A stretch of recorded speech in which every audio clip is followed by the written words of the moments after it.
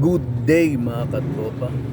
Sa video na ito, pag-uusapan natin ay konting inputs lang tungkol dito sa mga isda na to na kung tawagin ay Rosie Barb. 4 na buwan na mula nung nakuha ko tong mga isda na ito mula sa isang fish farm sa Laguna.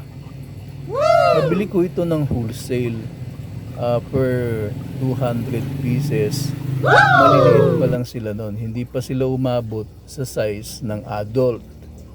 Kasi that time, ang purpose ko lang naman talaga sa kanila, pambenta. Pero dahil nga may mga naiwan sa akin at napalaki ko na sa size ng adult, eto na. Alam na natin ang gagawin dyan. Pararamihin na natin sila. Ang mga Rosie Barb pala ay kalahi nitong mga tiger barbs na ever since palaging meron sa mga pet shops. So ang mga barbs ay imported, hindi sila local dito sa atin sa Pinas. So paano nga ba natin sila i-breed? So kakailanganin natin ng isang enclosure na kagaya niyan. Nabibili lang yan sa mga palengke. Minsan may naglalako pa o kaya naman ganitong net. O kahit anong klaseng net na magse-separate ng eggs at ng mga breeder. Kasi itong mga barbs na ito ay nangingitlog naman sila at saka i-fertilize ng mga male. So ganyan lang ang setup na ginawa ko para sa kanila. Kasi kailangan nakihiwalay sila eh. O yun, nakikita mo may nakalabas pa. Hindi kasi may iwasan, kakainin nila yung mga eggs na iniitlog nila at ini-spawn. So hindi yun mabubuo. So kapag sinalang nyo na po sila sa breeding setup, dapat po make sure na full size breeder na po para hindi masayang ang effort ninyo. Sa akin, hinayaan ko lang sila sa ganyang setup ng ilang araw.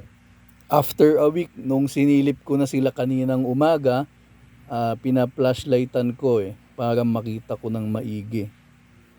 Pero yan, dyan kasi masyado pang maliliit, meron na akong nakitang mga fry na ilan-ilan na lumalangoy na. Pagpasensyahan nyo na lang to, malabo yung video dahil cellphone camera lang yung gamit natin dito Pero ngayon, kung mapapansin ninyo, may mga mangilan-ngilan na makikita na tayo na nag-free swim na. Tapos diyan, sa loob ng halaman na yan na kung tawagin ay guppy grass na natubuan na ng kaunting mga algae, may makikita ka na mga mas maliliit pa na fry. So kasi yung mga eggs, hindi naman sila sabay-sabay na nagha-hatch. Kaya yung iba, maliliit pa at yung iba naman ay nag-free swim na. So ayan po, ini-inspect nating mabuti kung ilan na. Although hindi naman pa natin binibilang kung ilan na yung lahat-lahat ng nakita nating fry. Pero ang napansin ko lang, hindi talaga sila magkakasize dahil nga sa nasabi ko kanina, hindi sabay-sabay na nag-hatch yung itlog. Itlog kasi sila Hindi sila kagaya ng gapi na kapag lumabas, isda agad. So yan po ang maiksing video tungkol sa mga isda na ito. Subaybayan nyo po ako sa mga susunod na araw at ipapakita ko sa inyo yung mga update tungkol sa breeding nila. Sakto to para sa December, meron na naman tayong pandagdag na pang-out na isda dito sa mga binebenta natin. So kung gusto nyo pong matuto kung paano kumita sa pag-aalaga ng isda, subaybayan nyo po ako ulit sa susunod. Thank you!